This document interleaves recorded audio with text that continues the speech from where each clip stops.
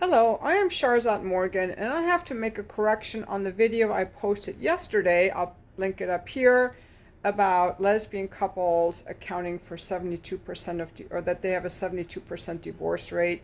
I actually am incorrect on that. It's just out of the same-sex couples, 72% of the divorces are the women, and the other 28% are the men, the gay men. Are the same-sex marriages, but the actual divorce rate among lesbians is only 11%. And the actual divorce rate for gay men is 7%. Now, I think that we know that for heterosexual couples, the divorce rate is over 50%. I think that the numbers for gay couples are lower because we haven't kept data that long. We only have data going back to 2014, and the ONS study goes only from 2014 to 2020.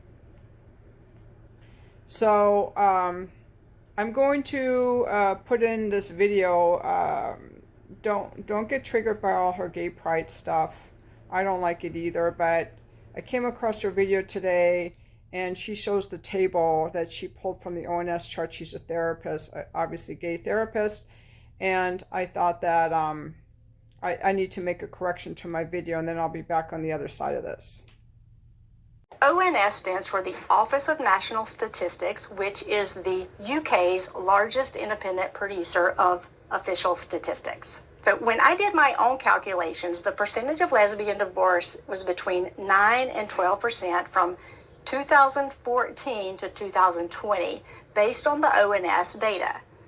Now, we can't get accurate numbers in the US because most states don't track which divorces are same-sex couples. So if anybody tells you they know the divorce rate of same-sex couples in the US, they're not being honest. We don't have that information.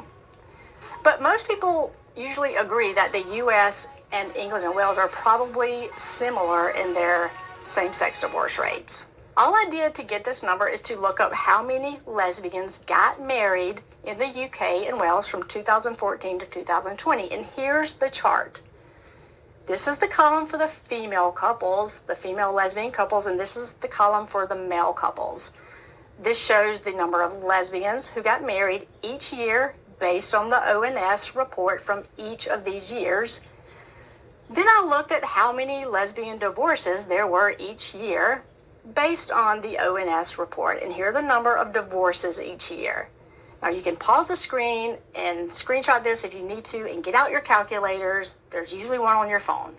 All I did is take the number of lesbian marriages up until 2020, which was 23,577.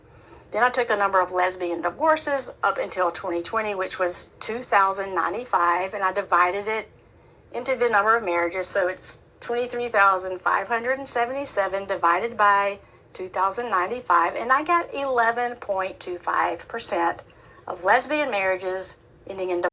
Okay, so if we add up the columns, we see that women account for about 50% of the same-sex marriages, and men account for the other 44% of the same-sex marriages, so they're less likely to get married and also less likely to get divorced. And one of the factors could be, as people speculate, that men are more likely to be older when they marry, and they're less likely to have children and more likely to make more money.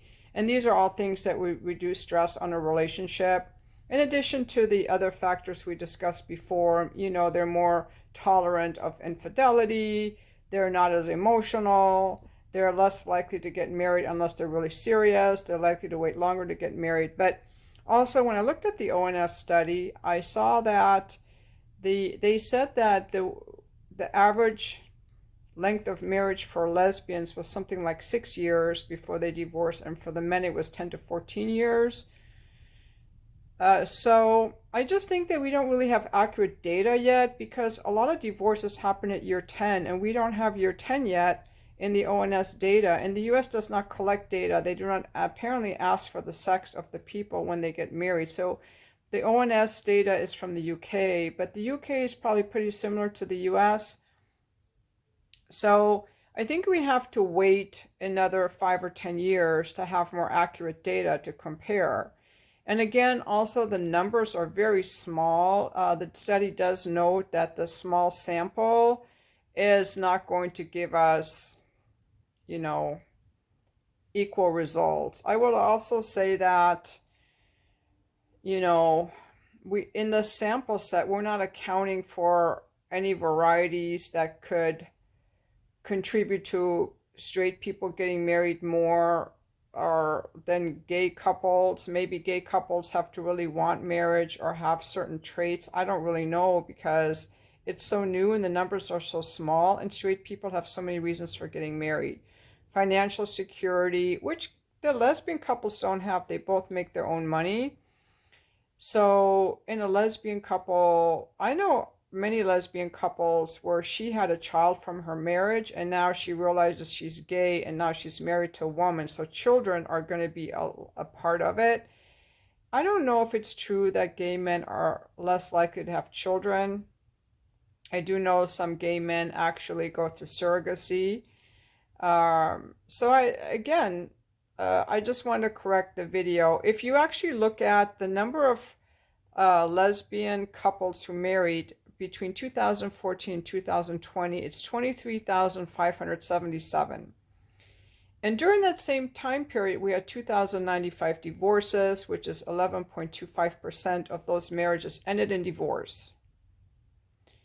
So you could say, okay, in that same period, 11.25% of lesbian marriages ended in divorce over that 6-year period. And as time goes on, the number is going to go up, you guys. This is not, that she's defending her statistics, but that number is only going to go up with time. In the same time period, men accounted for 18,181 marriages, so it was slightly less, and 1,300 divorces for 7.22% of their marriages ending. But again, over time, that's going to go up. But it's not true that 72% of lesbian relationships end in divorce. Among same-sex divorces, 77% are women, which doesn't line up with the statistics here because if 11% of the lesbian relationships ended in divorce and 7% of the men, I would have to get on my calculator. What's 7 divided by 11? It could be something, it could be true that the majority among same-sex couples, the majority of them are going to be the lesbians that get divorced, and they get divorced earlier on. So maybe the men will get divorced later. I don't know, but it's not 76% of all relationships. So, thanks for watching my video, you guys.